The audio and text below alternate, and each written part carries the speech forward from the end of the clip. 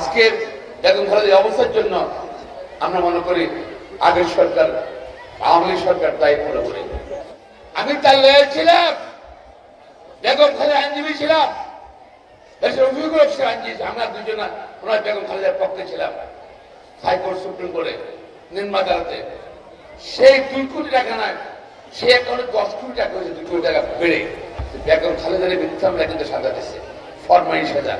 পরবর্তী বেগম খালেদা খালাস হয়ে গেছে, কিন্তু বেগম খালেদাকে সুস্থ বেগম খালেদা তাকে হেঁটে উনি আসছেন, তারপর ওনাকে জেলে নিল এবং বেগম খালেদা বিজেপি আমরা বের করলাম, কারণ বের করলাম হুইল চেয়ারে করে।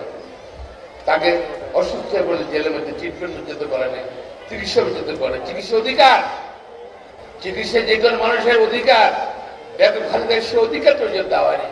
বেগম খালেদা সুস্থ, বেগম খালেদা অসুস্থ পড়লেন, হুইল চেয়ারে করে অসুস্থ বেগম খালেদাকে বাসায় আনলাম। বেগম খালেদা চাইলেও তার যে চিকিৎসা না করা থেকে তার রোগটা জটিল হয়ে যাচ্ছিল, বিদেশে যাবে, বারবার চেষ্টা করলেন, সরকার আবেদন করল তার পরিবারের পক্ষ থেকে, সেটা দিল না, সেটা দিল না। বেগম খালেদা আরো গুরুতর হলো। আজকের বেগম খালেদার অবস্থার জন্য আমরা মনে করি আগের সরকার আওয়ামী লীগ সরকার দায়ী পুরোপুরি। আজকে বেগম খালেদা অসুস্থ, 4 জন দোয়া করেন আল্লাহ যেন তাকে ভালো করে সুস্থ করে।